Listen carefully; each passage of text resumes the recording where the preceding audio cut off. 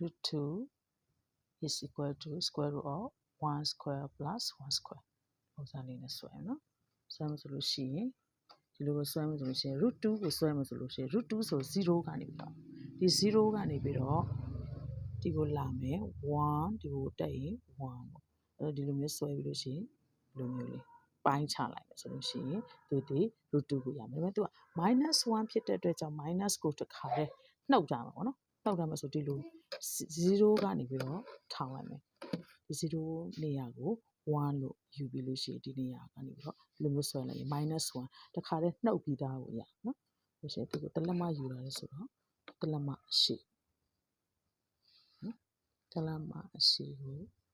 ထောင်လိုက်ပါမယ်ဟုတ်ပြီတလက်မရှိကိုထောင်လို့ရှိရင်ဒီတလက်မကို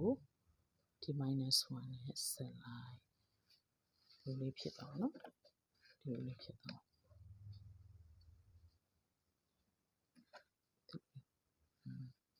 လို့ရှိရင်သူက1သူက root 2ဒါလို့ရှိရင်ဒီနေရာဒီသူက1သူက1ဆိုလို့ရှိရင်ဒီနေရာကိုဆွဲလိုက်မယ်ဆိုလို့ရှိရင်တကယ်လို့ဒီနေရာဒီ0ကနေပြီးတော့ d ကိုလာမယ်ဆိုလို့ရှိရင်သူက root 2ရမှာသူက -1 ဖြစ်တဲ့ minus ကိုတစ်ခါတည်းနှုတ်ထားတယ်ဒါလို့ရှိရင်ဒီနေရာကနေဒီလို y ချလိုက်မယ်စဝိုင်းချပေါ်ချောင်းနဲ့y လိုက်ဒီမူလမှ0နေရာကိုထားလိုက်ပါတော့ o လို့ထားလိုက်နော်ဒီမူလမှကဒီကနေက0ဒီနေရာက o ဆိုလို့ရှိရင်ဒီ op ဆိုတဲ့အမှတ်ဒီနေရာ p ဆိုတဲ့အမှတ်ဒီ op ပေါ့ op ဆိုတဲ့အမှတ်ဒီဘာကိုကိုစားပြုလဲဆိုလို့ရှိရင် root 2 minus 1ကိုကိုစားပြုမှာဖြစ်ပါတယ်သူက -1 တစ်ခါတည်းနှုတ်ပြီးသားပေါ့နော်ဒီနေရာဆိုတကယ်လို့0မူလအမှတ်0ကနေဆွဲနေတယ် root 2ရမှာပေါ့နော် root 2ကိုရမယ်ဒါပေမဲ့သူက -1 ကိုတစ်ခါတည်းနှုတ်ပြီးသားဖြစ်တဲ့ကြောင့် root 2 minus 1ကိုဒီနေရာလေးမှာရမှာဖြစ်ပါတယ်နော်ဒီလိုပုံစံလေးဖြစ်မယ်ဒါဆိုလို့ရှိရင် p ဒီ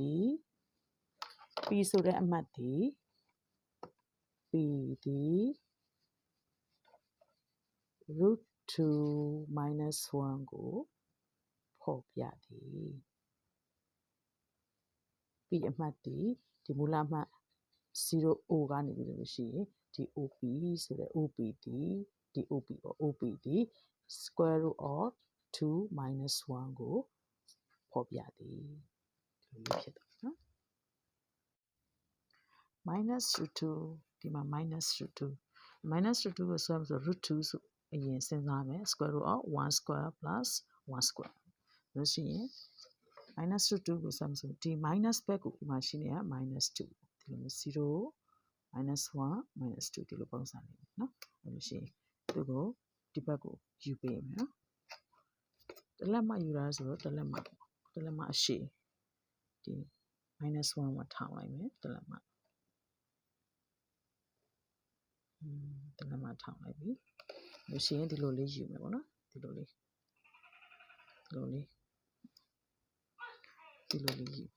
ယူပြီးလို့ရှိရင်သူကလွတ်ဆွဲလိုက်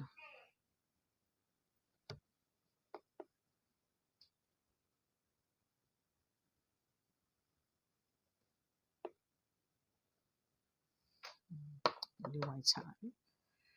နောက်ဆိုလို့ရှိရင်1ရှိတယ်ဒီလိုထောင်လဲဆိုလို့ရှိရင်ဒီအပေါ်ဘက်ကိုဆိုလို့ရှိရင်1ရှိတယ်ဆိုဒီနေရာဒီ root 2သူက minus ဘက်ကိုပါတယ်ဖြစ်တဲ့အတွက်ကြောင့်ဒီနေရာကိုထားလိုက်ပါတော့ဒီနေရာဒီ o ဒီနေရာဒီ p လို့ပြောလိုက်တယ်ဆိုတော့ဒီအမှတ်လေးဆို op ဆိုတဲ့အမှတ်လေးဒီ op ဒီ minus root 2ကိုဖော်ပြသည်ဒီလိုလေးဖြစ်သွားမယ်